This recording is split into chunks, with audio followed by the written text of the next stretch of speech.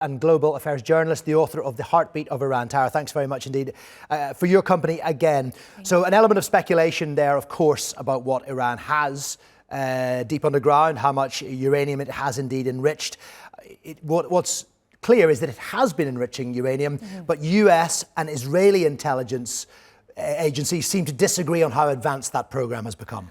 Absolutely. And I think the revelations of yesterday, IAEA chief Rafael Grossi has been making the rounds on international press, pretty much telling all the outlets that no evidence, and I'm quoting, no evidence Iran is building a nuclear weapon.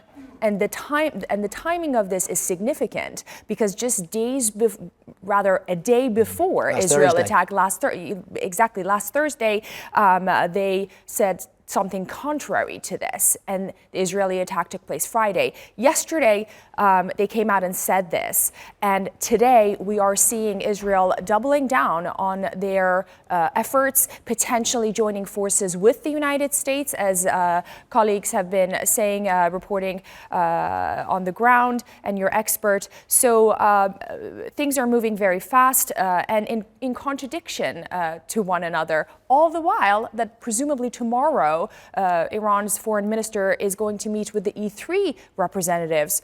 And I think really it's a wait-and-see game. If I may, though, we touched on a lot of the areas of importance in Iran, but Bushehr nuclear plant is of significance in the region. On one end, it's near Iraq, in Bushehr. Kuwait City is right across the Persian Gulf. Yeah, it's on the Persian coast. Yes. Qatar, UAE, Oman, they are all there in a very close proximity of the Bushehr nuclear plant. So that's also another area to watch very closely.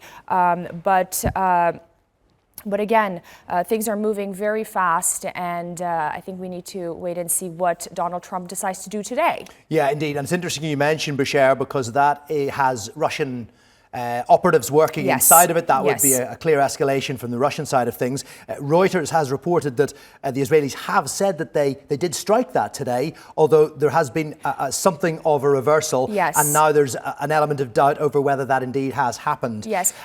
If I just may say, contextualize things, the nuclear plant was, by the way, built before the 79 Islamic Revolution. It was built in 1975 with the help of the Germans. Then there was a pause to it after the revolution. In the 90s, the Russians came to help, and in 2011, under the supervision of IAEA, it became operational. But it's a power plant. Yes, it is a power plant. It's not an enrichment facility. Yes.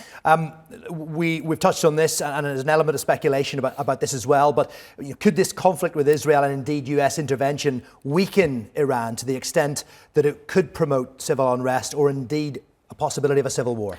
Absolutely. And to that, I want to once again repeat what the Israeli defense minister said earlier. Iran's supreme leader can no longer be allowed to exist. Those are some big words coming from the defense ministry, and that suggests that anything is on the table. Just moments ago, I was speaking with a source in Iran, despite all the challenges with the internet, by the way, asking about this. Whilst the Iranian regime might be at its weakest point on some fronts, an elimination of Khamenei would certainly lead to chaos within the IRGC apparatus, within a large, extremely powerful system who is individually and within the factions that exist are power hungry. They want to quickly grasp whatever control they can get.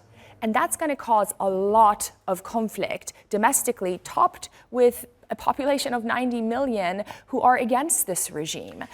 So who's going to come fill the void? You know, we've seen what happened in the neighborhood. In Libya and Iraq, of course, as well, and the promotion of ISIS. How much support does the regime have amongst the population? Clearly, there are, as you say, many disaffected people. There's been lots of civil unrest over the years, but the regime would have a core element of support who presumably would fight to the very end. Again, if we're talking about civil society that supports the regime, I would say they are, 10%, right? The people who go on the streets, chant death to America, death to Israel, the ordinary citizens who are ideologically following the regime. But the base, the IRGC that controls pretty much 90% of Iran's economy, we don't see them on the streets, right? They're the ones who are going to make the decision. Where would Khamenei's son be in all of this? Where would the reformist clerics and individuals be in all of this? Very interesting question about his son, 55-year-old potential successor who may well have his eye on the prize. We have to wait and see. And this is something I will continue to repeat. Some of Iran's brightest and most capable leaders are in prisons right now in Iran. Those are the people who should determine the future of the country. So Iran and the civil society of Iran collectively have the power to determine what they want. They just have had that power taken away from them. Right? But collectively, 90 of the population of 90 million, I can easily and confidently say that 80 million are against the Islamic regime of Iran. However, they also do not want this war. They do not want to become a next Iraq, Libya, Syria. Yeah, it is. It's a tinderbox, but we wait very carefully to see what the developments will be over the next day or two, as indeed you will. Tara, thank you very much indeed for the moment. Tara Kangarlou there joining us in the studio.